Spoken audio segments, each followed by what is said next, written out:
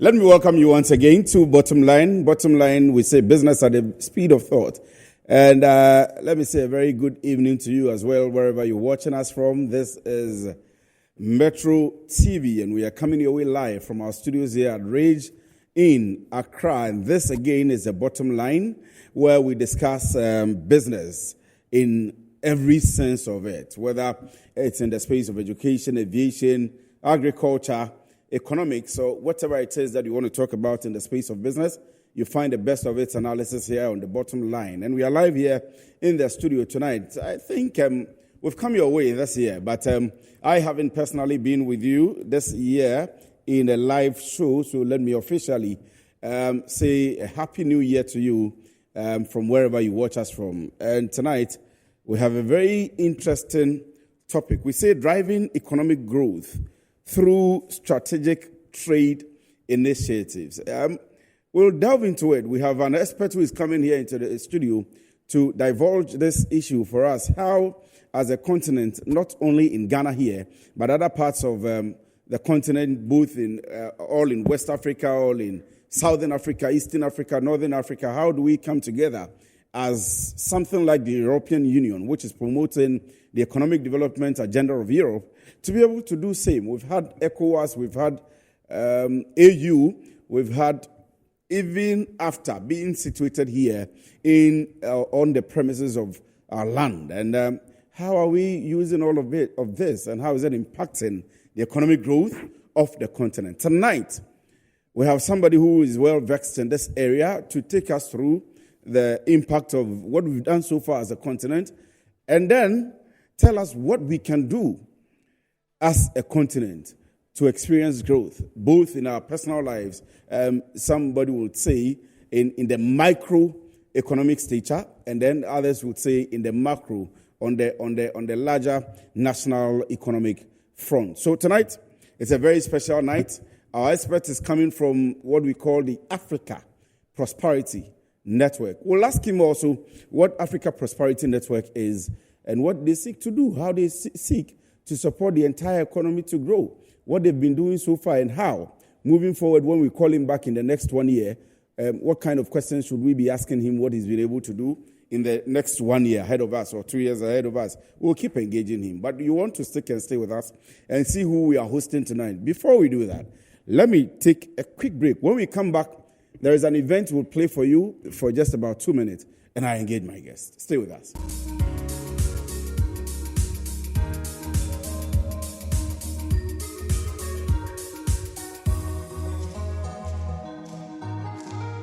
For the first decade, if it's going to work, then there must be that push within the first 10 years, as in between 2021 and 2031. Because if we can't get it right now, we will never get it right. And it's the biggest project since 61 years ago we formed the OAU. And it's just opportune, and it's also not by accident that Ghana hosts the Secretariat. We all know the vision of Kwame Nkrumah and others. Okay, so if you have the Secretariat here, we thought it was even incumbent on us to find a way to make sure that it can be supported and it can be driven. But we also think that if it's going to, yes, the political leadership have come out with this idea of creating what will be the world's largest single market right here in Africa. But the idea of a single market is about what? It's about the economy. And who are the drivers of the economy? It's the private sector. So we thought that it was important to find a way to let the private sector on the continent own AFCFTA and drive it. But in order for them to own and drive it, it must be done in partnership with the political leadership. So in a sense that, yes, for the first time in many decades, we've seen I don't think that we've seen a protocol or any instrument that got the kind of enthusiastic support of our leadership like what we got with the AFCFTA. The AU recognizes that the conversations that take place at the Africa Prosperity Dialogues between business leaders and political leaders is relevant to pushing the AFCFTA agenda. Okay, so let it not be lost on us in terms of the importance of the conversations that we are having here.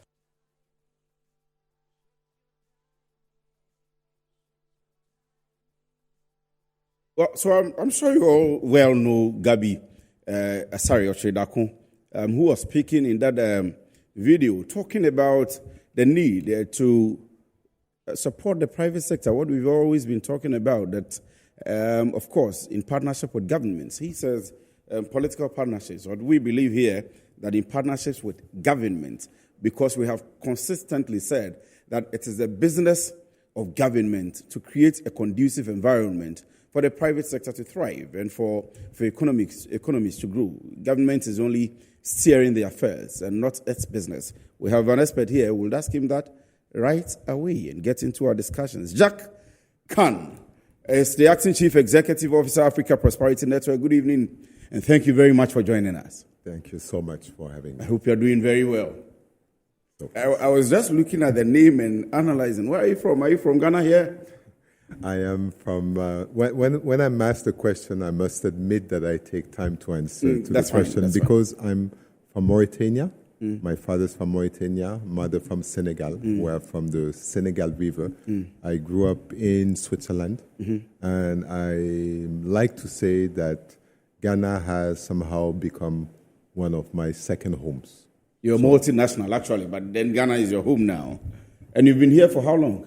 Or your first time coming in here? No, I started coming in this country in 2007. And this is from there that I have kept very strong links with Ghana throughout 2007. So I would say that I've been spending maybe 2 months per year in Ghana over the last 18 years or so. 18 years, at least 2 months a year. That's well over, consistently well over, or cumulatively, well over a year or two living in Ghana. And what have you been doing? Working with APN. APN came just a few years ago. I joined APN about now 4 months ago to help deliver on the Africa Prosperity Dialogues that will be held in January of this year. So it has been a lot of work meeting a beautiful team around a beautiful vision. And I must say that when I was asked to come and lead the Secretariat, it was so obvious for me to accept because the vision is absolutely powerful and it is important that we have our own African space to be able to nurture, push, develop these ideas that will truly lead to transformation. So let me now go straight to the point, and I'll come back to the video about the speech of Gabi Ochedakun, who was in the video. When we say African Prosperity Dialogue, which you were just talking about, that you've been commissioned to make sure it becomes a reality, what is it about? Africa Prosperity Dialogues is the flagship event that is yearly held here in Ghana. It's going to be the second edition. And the dialogues are the flagship project of the Secretariat. And it is a partnership between the Presidency of the Republic of Ghana, the AFCFTA Secretariat, and the Africa Prosperity Secretariat, to which a number of institutional partners have joined in. The UN system, UNDP, ECA, and a number of various institutions, foundation, to which more recently have joined development partner institutions such as the Africa Development Bank, Afrexim Bank, BADEA. So it is really so the APD is really that convenient space where policy leaders and private sector debate in a retreat for a period of 2 days, to which the third day, as the conclusion calls, is a meeting of the heads of states and business leaders to agree on a compact based on a series of discussions ahead of the summit, during the summit, and on the final day, they are coming to agree on a compact, and by compact, an agreement to push a common agenda that will be taken for the second time to the AU for recommendation, once agreed, recommendation for implementation. Recommendations on one. So let me ask, what exactly do you seek to achieve? I see very important stakeholders that you mentioned. You mentioned heads of states, you mentioned very serious stakeholders like AFDB, you mentioned Exim Bank, you mentioned the private sector, you mentioned some other leaders who come together to put your minds together, all on the economic growth agenda of Africa, the African continent. But what specifically, and in which area specifically? You submit these to EU, and I'll come to some of the agreements we've had as even a country, Ghana, with EU, where some of us believe we've been shortchanged. If you look at the trade agreements that we've had, we are supposed to export, for example, raw materials. They have their standards and regulations, and we export the raw materials, and they get returned back. We have AGOA, for example, with the US. And in that same trade agreement, we export things, and sometimes they get returned back. What exactly do you seek to achieve? APN, APD, bringing all of these sets of states together and putting out a communique and sending it to EU to do what? It's a good question. Again, I think it will really depend on the quality of the dialogues. To be able, within a safe space on the African continent, among Africans, to be really able to discuss what are the issues, but also what are the solutions, what does work very well, what needs to be fixed, what needs to be highlighted, that needs to be scaled. We mentioned about policy leaders. Policy will be critical in the implementation. Yes, you said it earlier. We have in the agriculture the best agriculture program called the CADAP. And no other continent has it. Our challenge is implementation. I fully agree. AGOA that you have mentioned, it's basically an opportunity to export our goods to the US at a preferred tariffs. It is important because it helps to create a market. So now you are talking at the same time about performance. That's another discussion. Whether we are able to take advantage of this advantage that it is incentive, I think is another question. But I don't think that it means that these agreements are not good. Now, coming to the AFCFTA, it is critical. You know, I would like to say that what is the most important is to secure a market. When a market is secured for our locally produced goods, that's some kind of an advantage. Let's face it. Do you really think that Ghana will be self-sufficient in rice production and has potential to export? Do you really think that our rice will be going to Thailand or to China or to the US? Obviously not. It is after that will create the market in Africa for Ghana rice. That is it. But are we getting there? I mean, for you personally, you're well versed in the area of agric, and because of what you said, I'll veer a bit into agric. Whether the African leaders actually understand the process of development. I mean, coming together to sit down and think of how to develop our continent, the process of development where we need to expand and mechanize our agriculture and produce well enough to get into industrialization and then into technology. Do they really understand these processes, that they come together and sit and they make the recommendations and so on and so forth? But just before you come to that, do you think that AFTA is on course? That AFTA is on course? Yeah, oh, yes. Nothing of this can really start before there is a framework.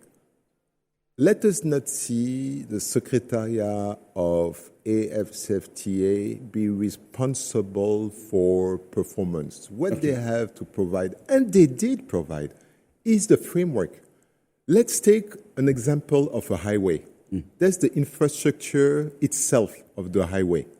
Then there are the people that will be using that highway. And just to give an image, you have the barriers on the side that could not stop from a truck to go out. But this is what the AFCTA is about, putting barriers, incentive, so that it facilitates, but it is to the private sector to implement. I mean, our goods are flowing through countries. It's just that there are still some countries that are hesitant, being very protective of their local market, local industries. Even in Ghana here, we face it. When the borders are being opened up, we have some of our trade institutions coming up to say, hey, no, don't go there. This is preserved for Ghanaians. You have same in Nigeria. Even Nigeria signing onto the agreement came with a bit of a difficulty. But I fully agree, but I believe that if you take the specific example, same would apply to the ECOWAS agreement. Exactly. On the same matter. I agree. And you see that the issue is that we are operating at various levels. One thing is sure that at least at the country region, you don't have issues of goods moving from a region to another within Ghana. The idea that there is no issue if you want to move, there should be no issue if you want to move goods from the Ashanti region to the northern region in Ghana. So, because there's a framework at country level. At ECOWAS level, countries are still looking at their own individual interests. What you mentioned applies for Ghana. There has been, I mean Ghana, I said Ghana, but this would be valid for all the other countries.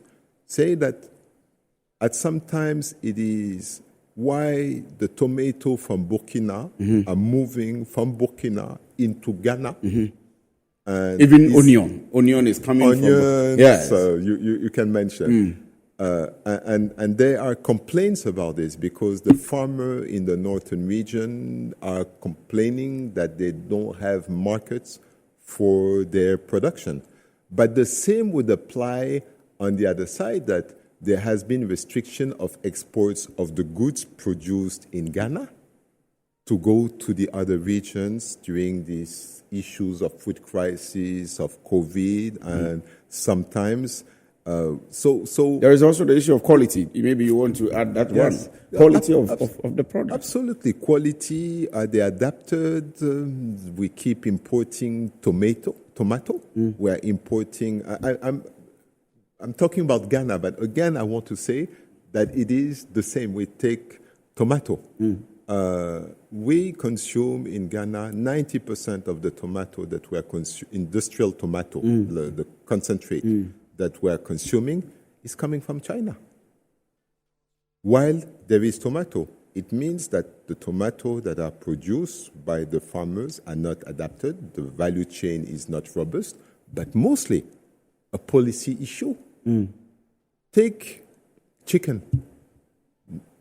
78% of the chicken consumed in Ghana is imported.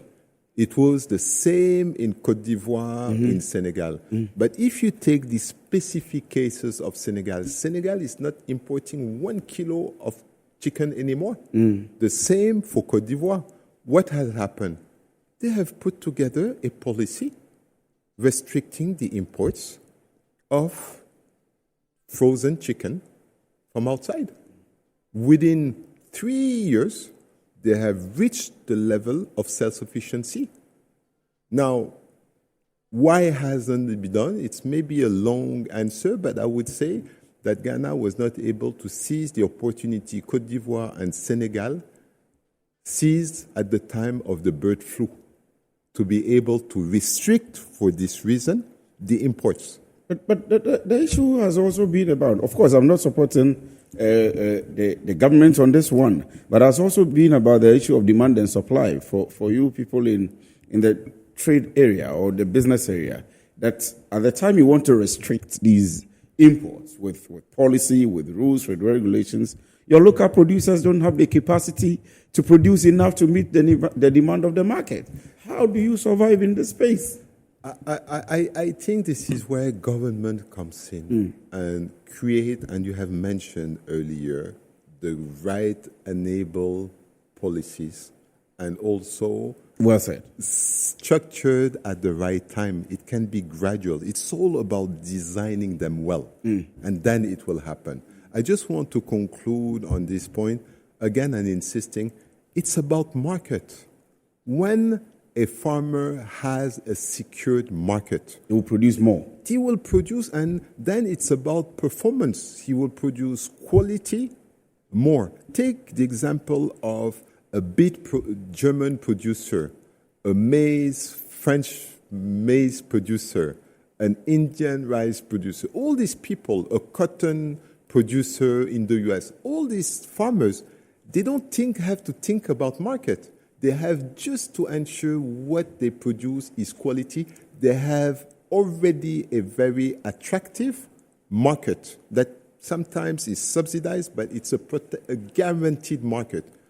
When this happens, it's only a question of performance along the value chain all the way down.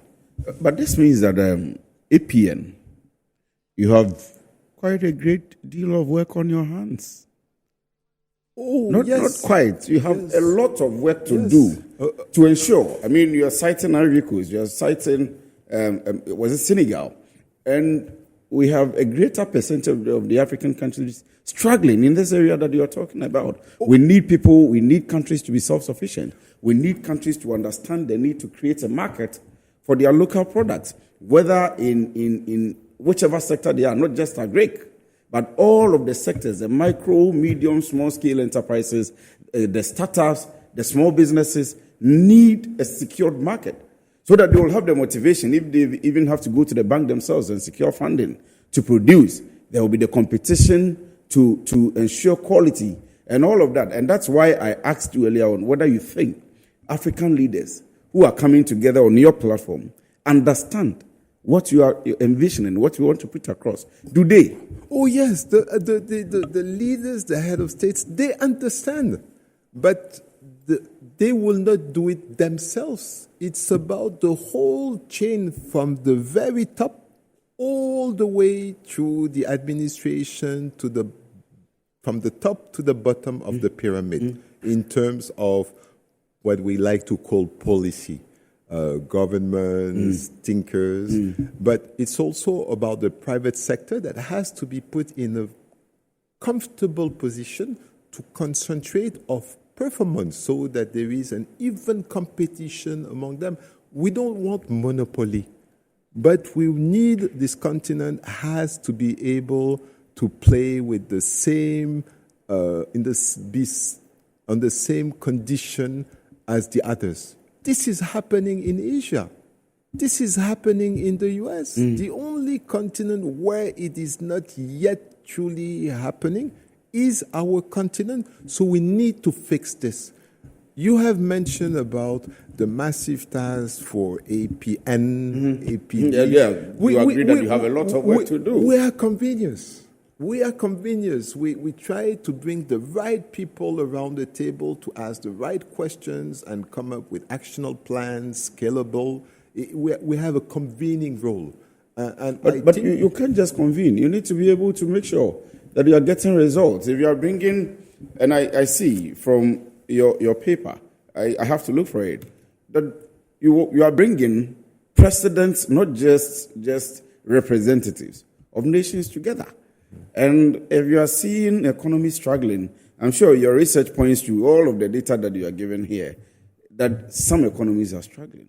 You are envisioning that with a secured market, with a common platform, with certain concerted effort of thinking, and in partnership with AFTA and certain major stakeholders, there has to be a relief on these economies. So you can't just convene the head of states and expect them to go back into their countries. So I was going to ask you whether you have partnerships with certain state institutions in individual countries, or you are looking forward to partner with them, and to make sure that what you have sent to the EU, what have come out as of your convention as a communique, you are seeing to the implementation of these things in those countries. So that's why I say that you have a big task on your head. Yes. Do you agree that you have a big task? I fully agree, and this is really what the Secretariat is about, is in partnership with the relevant stakeholders to follow, to convene, to have a close relation with the critical stakeholder countries,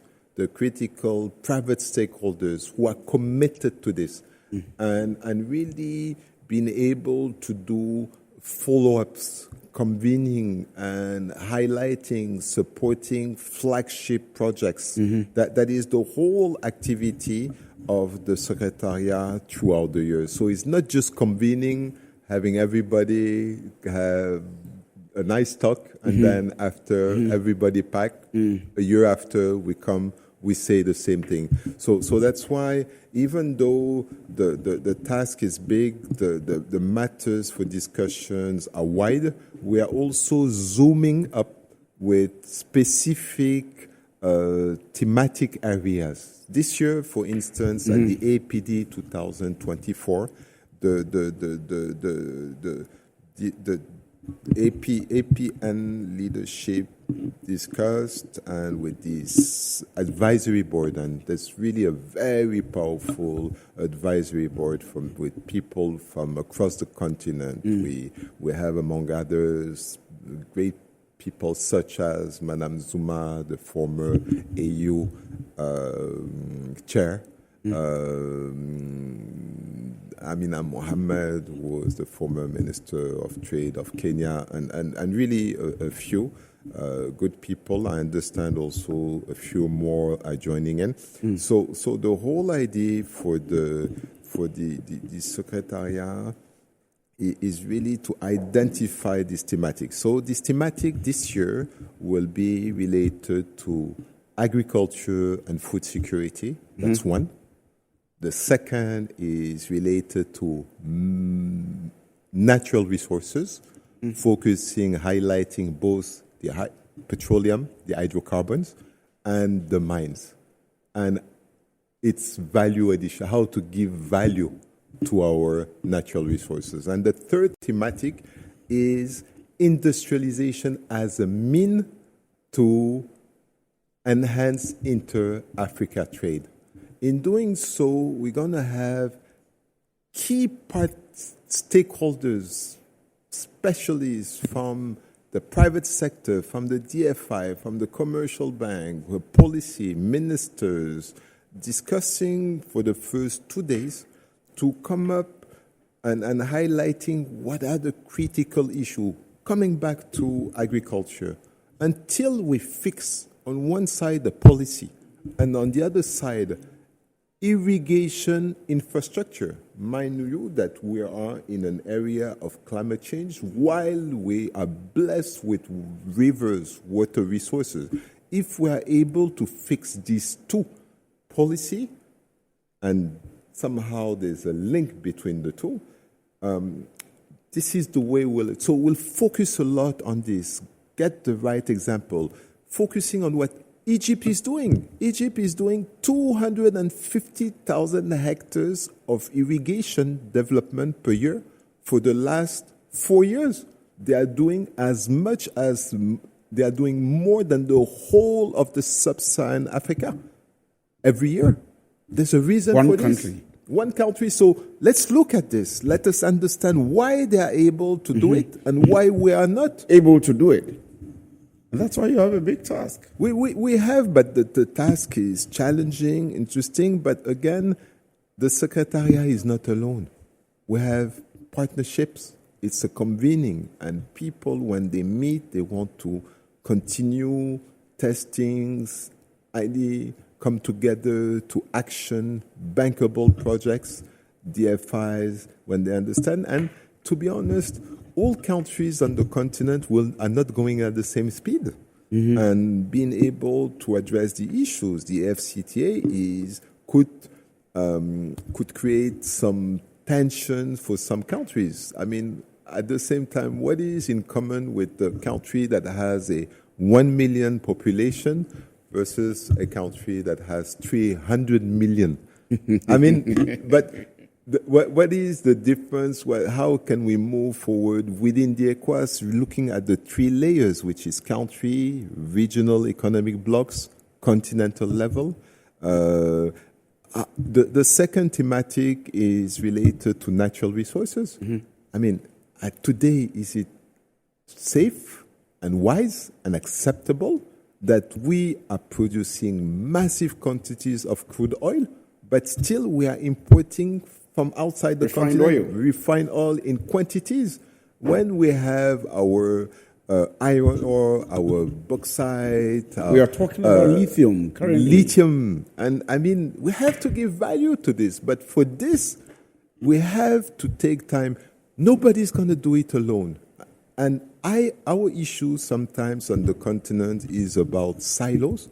It's about long-term focus. And this is where we have, on this term, maybe an issue with politics, where when there is a change of minister or government, I mean, people feel that, is that thing. So it does not attract long-term investment, strategic plans. And it is not to say that we should do what the others are doing, but look at Singapore. Look at what Korea was 40 years ago, what they are today. They have strategic plans, long terms, that are not being rediscussed because there's a change and on. And they are progressing. I mean, mention it. You need to add a political change. I mean, they don't have these problems because when we're in Ghana here, we do development plans, we don't stick to it because politics come in after every 4 years, and we either abandon it or reorganize it or come in with the manifesto, which now becomes a new development plan, and so on and so forth. But if I may, it is the same in the whole of on the whole of continent. So yes, you mentioned about Ghana. Yes, I'm quite familiar with Ghana, but I can tell you that somehow it is the case for all, literally all, and the few that come out with that, I would not. It would not be fair for me to name them here at this table. But there are a few that are doing pretty well in terms. Unfortunately, we didn't put the phone number out today. But somebody has sent me a text whether you are not going to be political, and that's why I insisted that you add the political bit of it when there is a change of government and so on and so forth. I'll also ask you about whether you are ready for the task ahead, and that's why I asked whether you appreciate the enormity and how big a task you have, not just as the CEO yourself. I see my senior colleague, Prince Moses, here, supporting you throughout, and I've been having conversations with him. And I know that, forward-thinking person. A team like that, if you have him with other people that I know, you should succeed, or you will be inching towards realizing your dream. When I come back from the break, I will ask you whether you are ready, you and your team, you are ready for the task ahead. And then I'll ask you about politics also, because there are people, when I saw the video, I was expecting to see the entire video, but my people just cut one part of it. I don't know whether it's because they saw Gabi. Sorry, because they wanted to hear his voice. But we'll come back from this quick break, and when we come back, I still have Jack Khan, the Chief Executive Officer or the acting CEO of Africa Prosperity Network, and we are talking about the prosperity of Africa. He's been talking about the fact that we need secured markets and we need properly implemented rules and regulations in our economic and trade space. This is the bottom line. You want to stay with us? We'll be right back.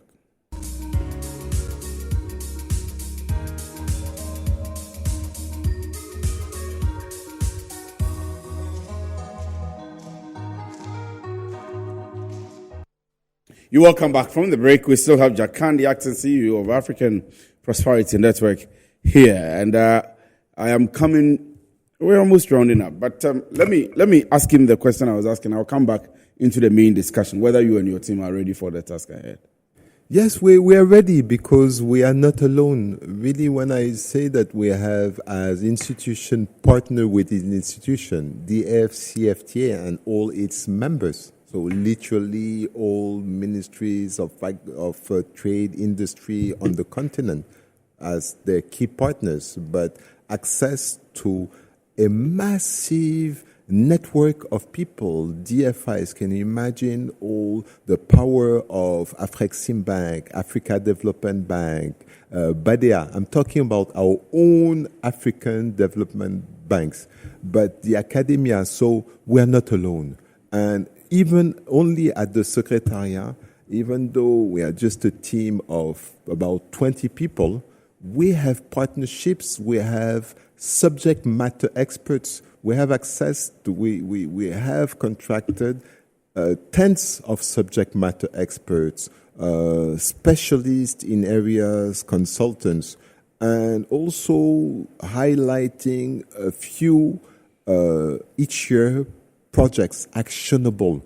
Look at projects such on the road, the Praia Abidjan corridor, the Abidjan Nigeria corridor. These are some that will be highlighted. The Cocoa Initiative, Ghana, Côte d'Ivoire, where 3 countries together. So in deploying and being the place to ask the difficult questions. I mean, clearly we are not doing things as we should do them, but we are also doing good things.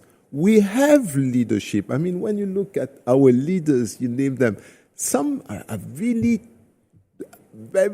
have delivered. So it's about, I think, yes, it's a massive task, but again, we are not alone. It's really a consortium to deliver. And we are a sweet, convenient place.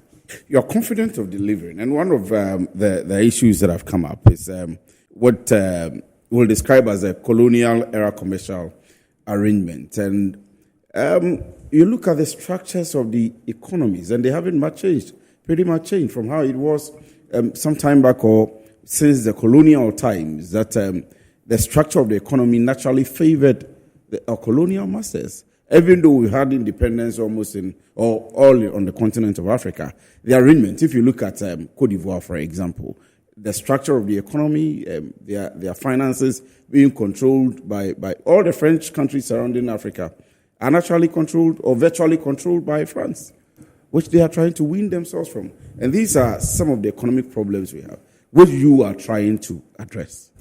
Yes, and I think this is the purpose of having on our continent a sweet space, convening space, where we can address these issues.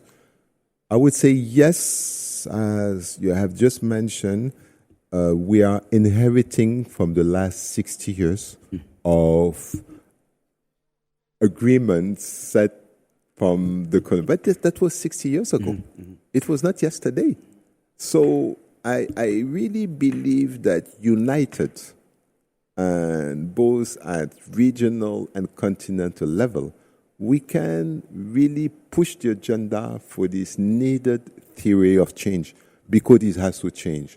So yes, It is an issue, but I sincerely believe that united, and this is the purpose of this compact, to set the basis for this theory of change. And it can be done, and we have no other choice. And funnily, the rest of the world even needs this to happen for our continent. Mm-hmm.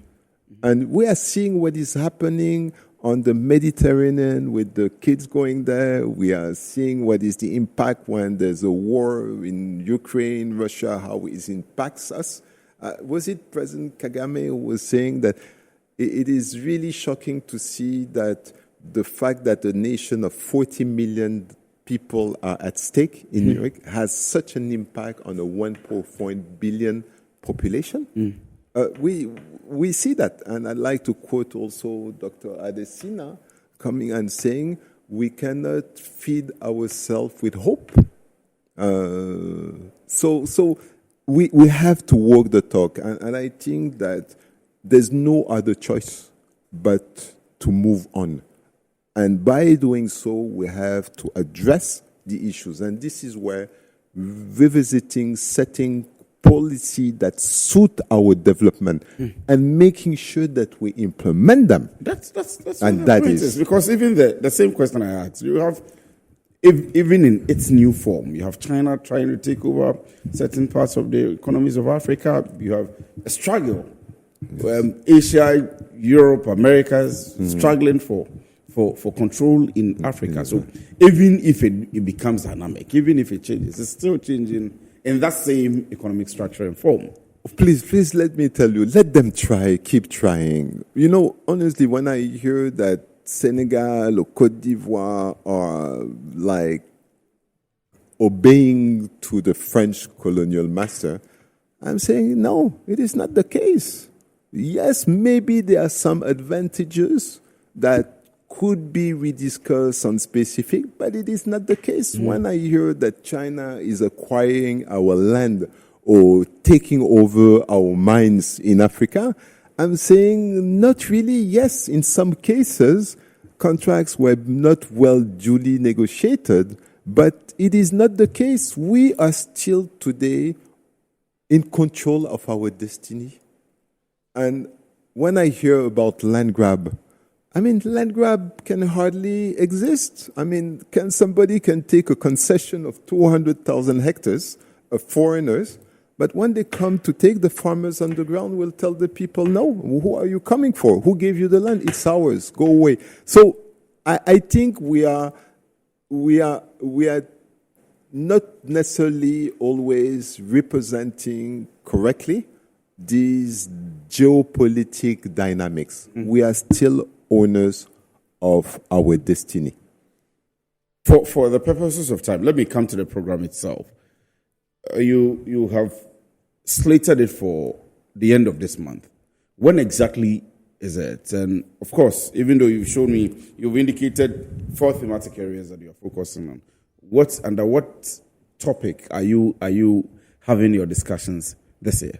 So the topics are agriculture, food security, natural resources, hydrocarbon, and mine and their value addition. And the third is industrialization as enhancement of the intertrade agreement. And we will be looking at critical enablers, which are ICT, and zooming a lot on the interoperability. How to make sure that driving and taking advantage of one area on which the continent is in advance on others, which is mobile money transaction over the rest of the world. We are much far away from many others, from literally all other areas. How that we can push that interoperability so that payment can be effected from private sector across the continent. So the ICT. The second is related to finance. We know that all our regions, countries have reached a level of indebtedness. And this is the case for most of our countries. on the continent. What are the other solutions for financing, blended financing? What are the models? And what are the current critical projects that have been successful ruling this approach? And the third is related to infrastructure, both road, land, and air infrastructure, how to connect our people and our goods. So these are the thematics. It's going to be during the 2 days, and the third day is that business leader. And we will have a number of cross-cutting edge and thematic areas: youth empowerment, employability, women in business. We're going to have investment promotion agencies, side events, roundtable meeting. And the whole idea is to take all this with the outcome on day 2 for presentation on the third day, to get the heads of states and the business to commit to it, and the DFI to commit. And from there, we'll make sure that, and that will be a big role of the Secretariat, together with a number of the partners, to make, I wouldn't say, I don't want to threaten, but make people accountable to really follow. And next year, we'll say where we are. And realizing that not all the countries go at the same speed. All countries don't have the same kind of leadership. And the people who can implement. All countries don't have the same governance, because governance is even still the an political issue stability on that continent. Mm-hmm. Governance, good governance, is still an issue in many, many countries on this continent. And without good governance, we'll go nowhere. You mentioned about instability, political instability. We've been seeing what has happened in a number of countries on the continent over the last few months. And unless we find a solution, this will keep simply increasing and so on. Let me ask you, the 25th to 27th, where is it happening? It's at Abri? It is happening at the Presidential Lodge in Aburi. Okay. Over the last 3 days. Is everybody invited, or yes? You need to be invited before you come? No, you need to register.